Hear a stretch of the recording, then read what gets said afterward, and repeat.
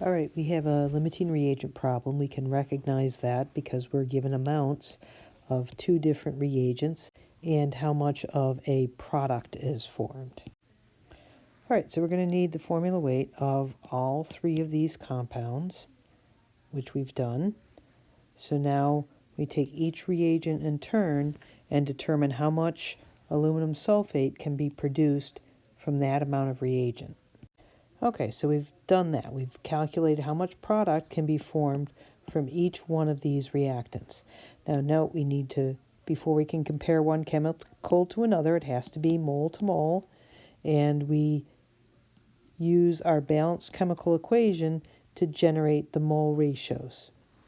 Now we choose the smaller of the two amounts to be our max product. The reason we choose the smaller amount is that in this case, we'd never be able to get to this much product because we would run out of H2SO4 long before we generated this much of the product. We pick the smaller of the two amounts and we base our sig figs on that calculation.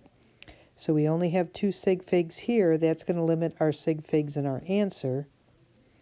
So when we look at our numerical number, we know we can only use two sig figs. Our final answer is going to be 69 grams because we need to round up.